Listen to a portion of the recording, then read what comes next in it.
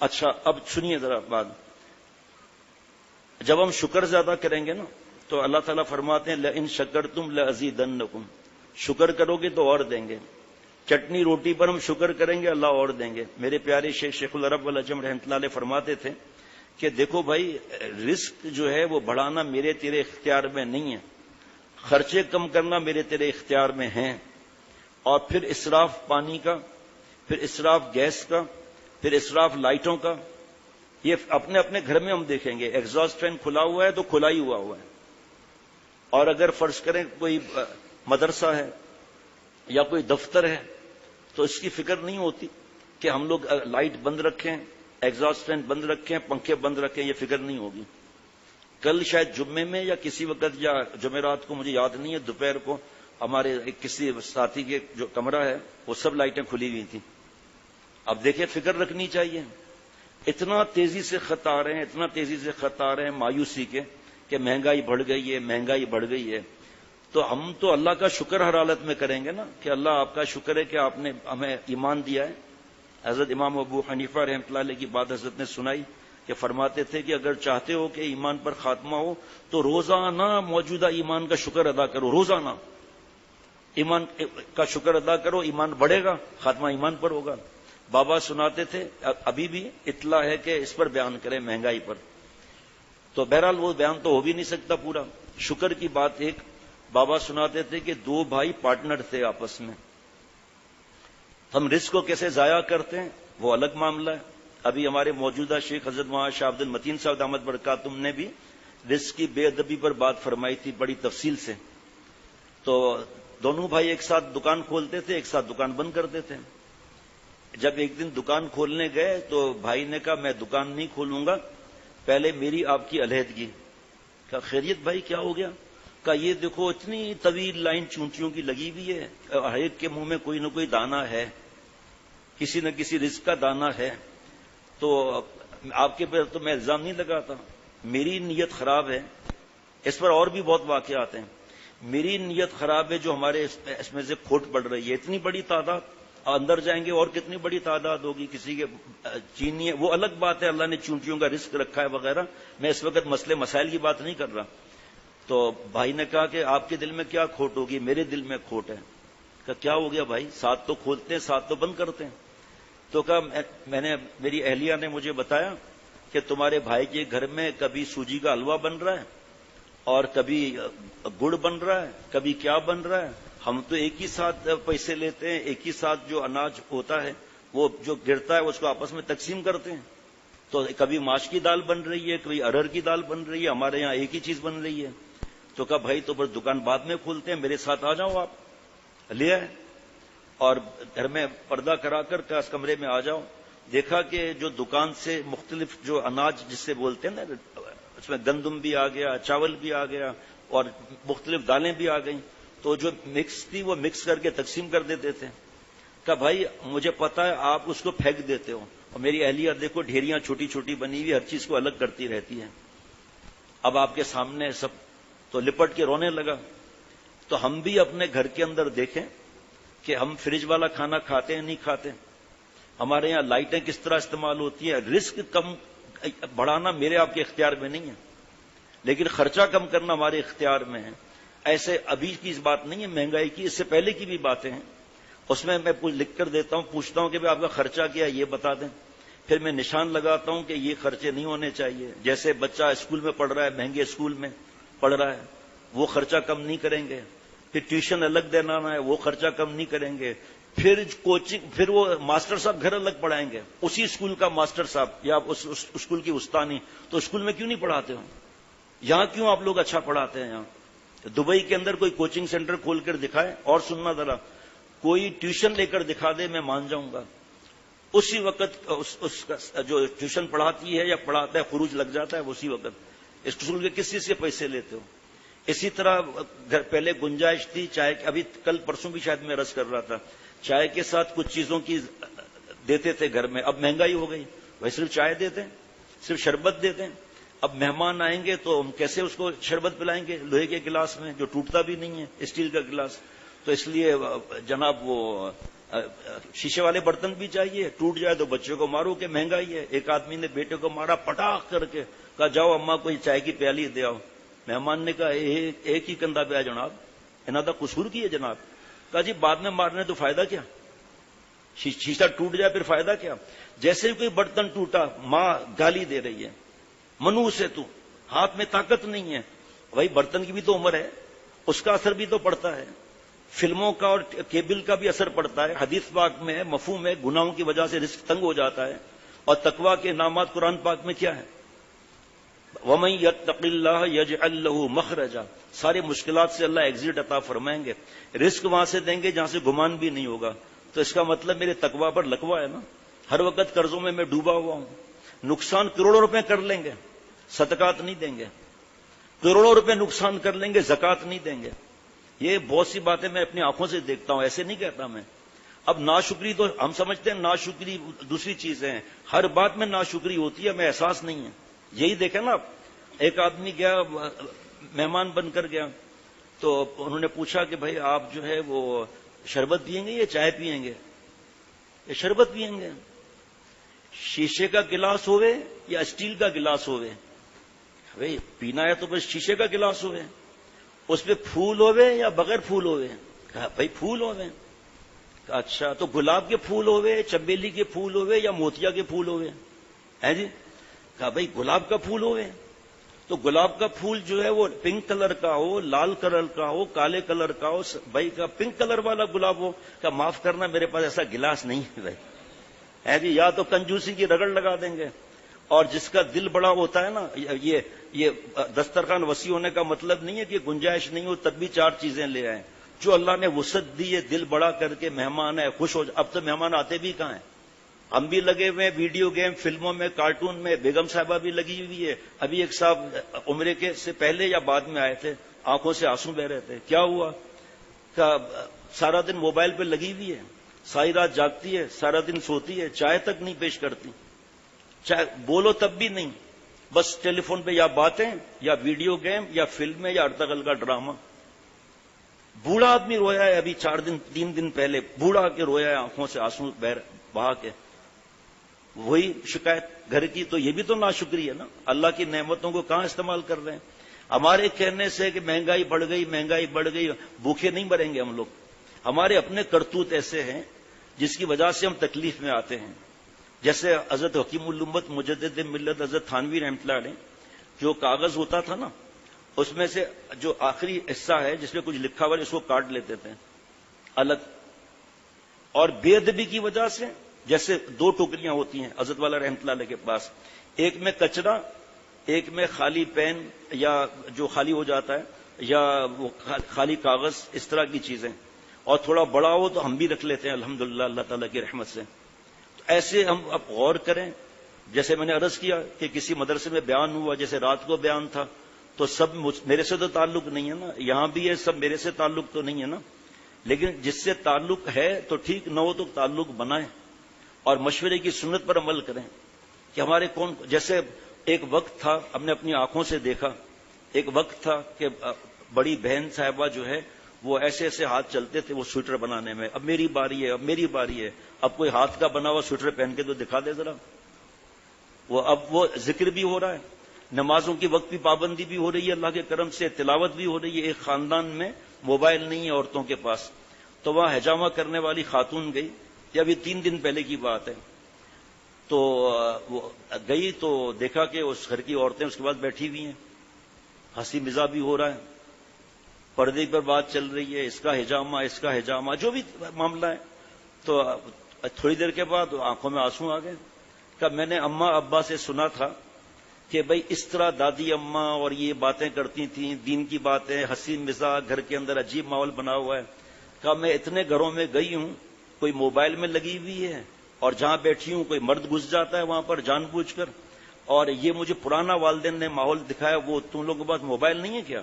کہا نہیں موبائل نہیں ہے. اب جو موبائل استعمال کرنے والی چیخ رہی ہے. کہا بس یہی وجہ ہے جو تم لوگوں کو اتنا سکون ملا ہوا ہے. ضرورت کا مطلب جس کے نہ ہونے سے نقصان ہو.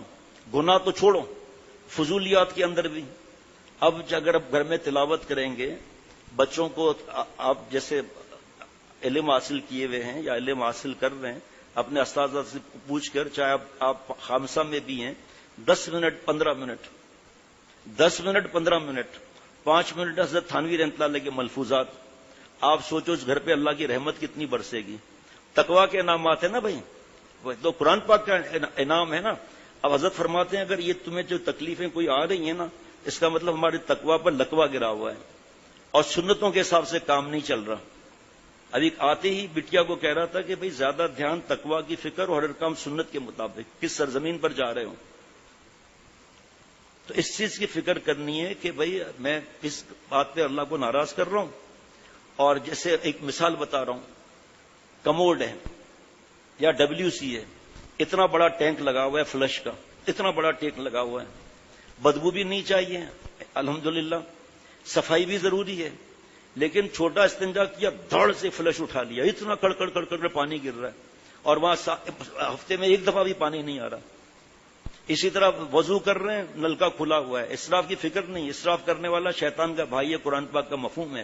اس چیز کو ہم نے دیکھنا ہے، آپس میں بیٹھ کر، آپ کے شوہر ہیں، بھائی ہیں، بابا ہیں، یا آپ لوگ جیسے ہیں، بھلے آپ بچے بھی ہیں، آپ ماں باپ سے لڑیں گے نہیں، اپنے کمروں کی لائٹ تو بند کریں گے۔ اللہ نے اگر دیا ہے اس کا مطلب یہ نہیں کہ اس کو پھینکیں گے، وہی ناشکری ہو جائے گی۔ یہ کھانا کتنا بن رہا ہے، اب مہمان آ گئے ہیں، ایک دال روٹی بنی ہوئی ہے، ٹھیک ہے، پیسے ہیں نہیں، جاؤ ادھار سے ٹکا لے آؤ، یہ لے آؤ، وہ لے آؤ، ایسا تھوڑی معاملہ ہے۔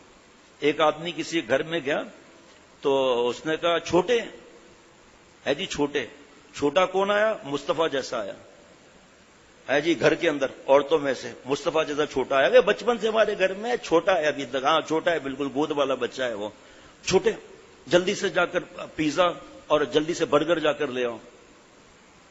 مہمان آیا ہے، پھر کہنے لگا ابھی اس نے الماری کھولی ہے، پیسے نکالے ہیں، اب اس نے سائیکل لی ہے، گیٹ کھولا ہے، اب میں اتنی دیر تھوڑی لگاؤں گا، اب وہ دکان پر پہنچا ہے، آرڈر دیا ہے، اب آرڈر لے کر آ رہا ہے، اب دروازہ کھولا ہے، اب سائیکل رکھی ہے، اب کچن میں پہنچ گیا، کہا چھوٹے، یہ پھر گینڈا نکل آیا، جی کیا ہوا؟ کہ یہ حاضر ہے۔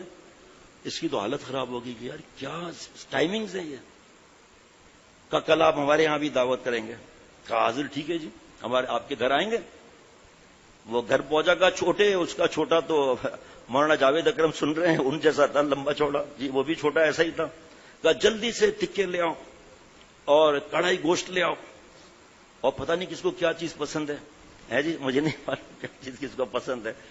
تو کہا اب جو ہے وہ چھوٹا نکلا ہے، اس نے پیسے لیے ہیں، اب سائیکل پر بیٹھا ہے، اب دروازہ کھولا ہے، اب یہ وہاں پہنچا ہے، آرڈر دیا ہے، ہو گیا ہے، یہ اب پہنچ گیا، اب کچن میں کہا چھوٹے، وہ نکلا ہے، جی کھانا لگاؤ، کہ میں تو چپل ڈھونڈ رہا ہوں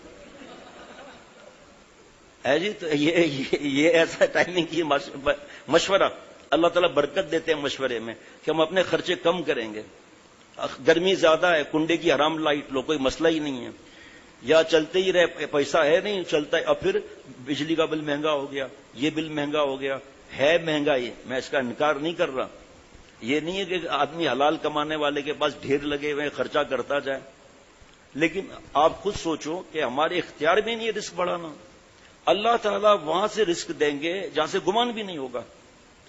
آپس میں عورتیں بیٹھی ہیں، 4 گھنٹے بیٹھیں گی، 4 گھنٹے اگر عقل نہیں ہے تو غیبت یا یہ مہنگائی کا رونا، اور گھر میں وہی چیزیں چل رہی ہیں، بچت کا کوئی فکر ہے نہیں۔ حضرت آخری بات عرض کرتا ہوں، حضرت شاہ ابرالحق صاحب رحمۃ اللہ علیہ فرماتے تھے کہ بھائی وہ زمانہ گیا کہ جتنی چادر ہے اتنے پیر پھیلاؤ، وہ زمانہ گیا، جتنی چادر ہے اس سے کم پیر پھیلاؤ، کچھ پیر کے نیچے کچھ سر کے نیچے۔ مچھر کا حضرت کیوں؟ کا مچھر نہ کاٹ لے، کیا مطلب؟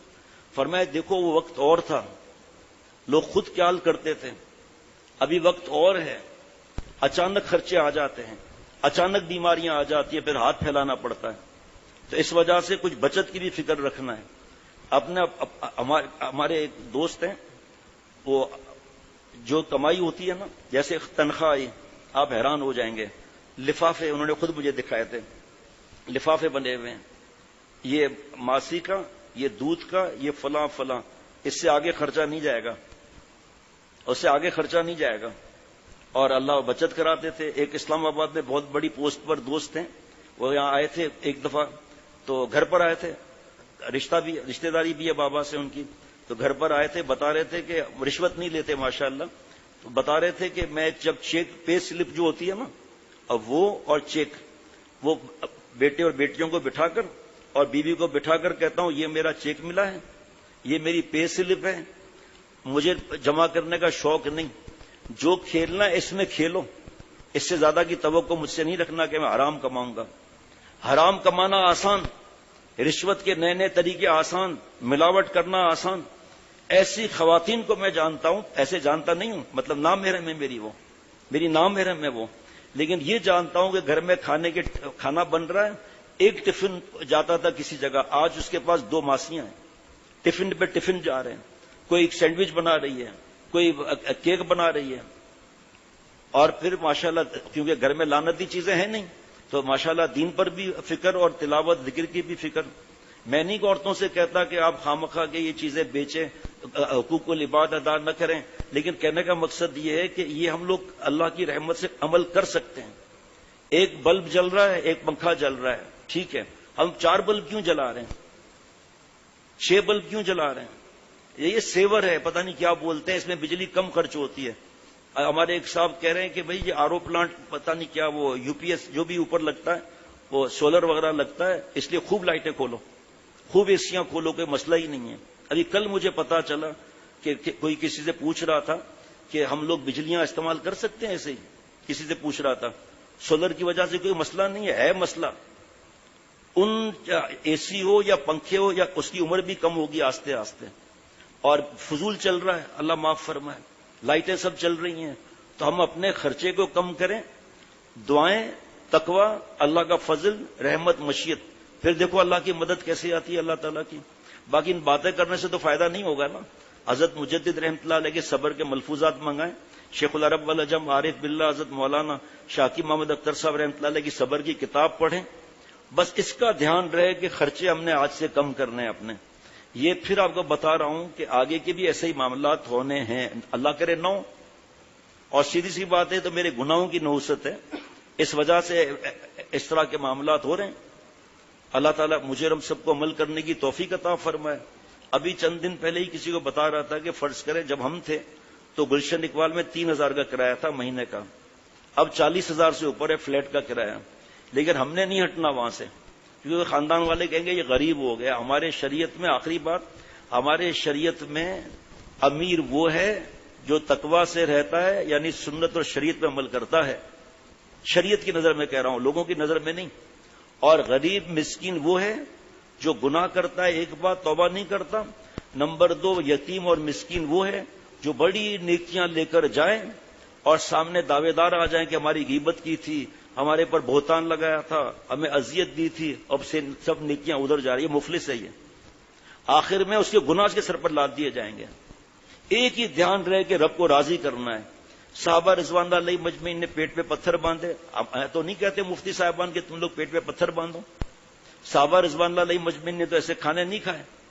اب وہ ان کی نقل بھی اس لیول کی تو کوئی کر نہیں سکتا، لیکن اس میں نصیحت تو ہے نا کہ کس طرح رہنا چاہیے، کس طرح آپ صلی اللہ علیہ وسلم کی تعلیمات پر جان دینی چاہیے، کس طرح زبان کے 20 گناہ کو روکنا چاہیے، کس طرح غیر شرعی تقریبات۔ مہنگائی ہے لیکن بینکیوٹ ہال میں ضرور ہوا کرایہ، چاہے سود لو، چاہے رشوت لو، چاہے ملاوٹ کرو، چاہے دھوکہ لو، چاہے ایک شادی میں سب خرچہ کر کے قرضے لو اور پھر جب قرضے اترے دوبارہ دوسرے کی شادی اس میں بھی گئے۔